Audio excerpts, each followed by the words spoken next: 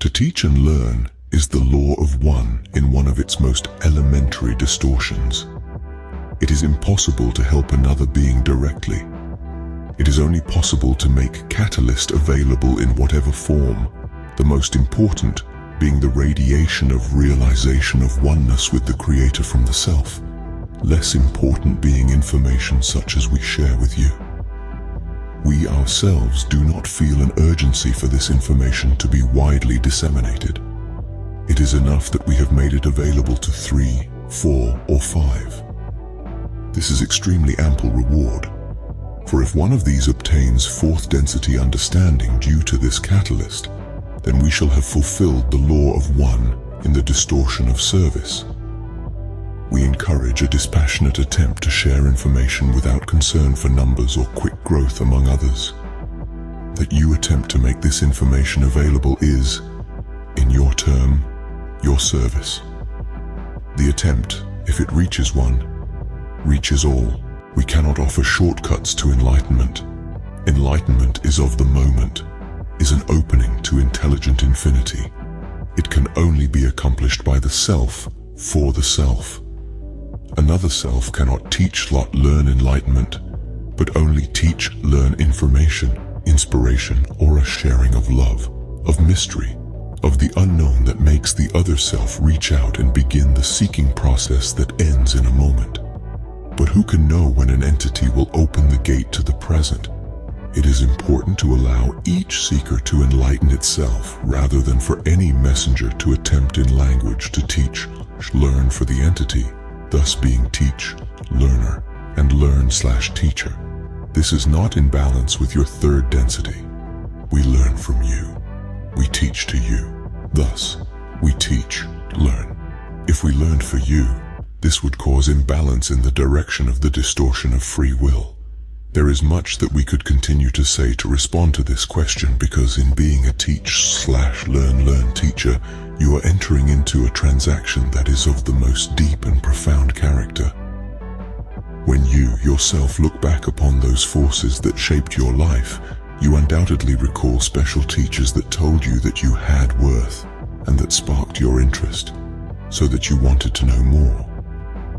What were the characteristics that you loved about them? Think about that, my brother, and develop within yourself those characteristics that you most admired in your own favorite teachers and inspirers. For you are a voice in the wilderness to which they will listen. Circumstances have brought you together. Take this opportunity to maximize that environment for freedom, for loving, for learning, and for exploration. Why is it that entities must go from their homes out into the world and engage in work?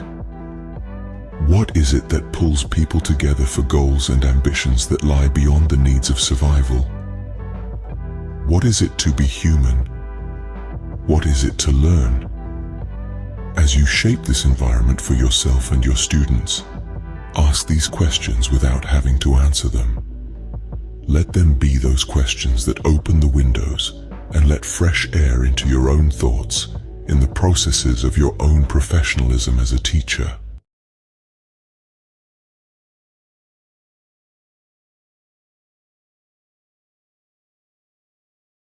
Imagine a world where communication is possible from the one to the one through distortions acceptable for meaning. It's a concept that's hard to grasp without significant distortion, but it's the reason Ra reached out to our group. Ra believes that if we desire to share their communications with others, it would most likely help in regularizing and crystallizing our own patterns of vibration upon the levels of experience we call life. It poses an intriguing question. If one is illuminated, are not all illuminated? The law of one in one of its most elementary distortions is to teach, learn. So Ra is oriented towards speaking for us in whatever supply of speakingness we may desire. But it brings about a thought-provoking question. Is it possible to accelerate understanding in other entities? Or are all efforts merely the individual acting upon himself to accelerate his understanding? If an individual acts as a catalyst to increase the awareness of planetary consciousness, is he doing nothing but acting upon himself? Or is it possible to increase the awareness of planetary consciousness in general? Ra answers this in two parts. Firstly, Ra does not see a distinction between ourselves and others. They believe that to learn is the same as to teach, unless what is being taught is not what is being learned. In this case, little or no good is done. This should be pondered over, as it plays a part in our experiences. The second part of Ra's response states that group individuated consciousness is a state of sharing understanding with other mind/body/spirit complexes within reach of the individual or group. Ra speaks to us, accepting both our distortions and theirs, in order to enunciate the laws of creation, more specifically the law of one. However, this way of communication or philosophy is not easily understood and thus not available to many. The very being of Ra is a poignant example of the necessity and near hopelessness of attempting to teach. Those in this group strive to use, digest, and diversify the information sent by Ra without distortion. The few we illuminate by sharing our light are reason enough for the greatest possible effort. To serve one is to serve all. The only activity worth doing is to learn, teach, or teach, learn. There is nothing else that aids in demonstrating the original thought except our very being. Thus, attempting to discern and weave our way through as many group mind/body/spirit distortions as possible in the course of teaching is a very good effort to make. In the end, Ra can speak no more valiantly of our desire to serve.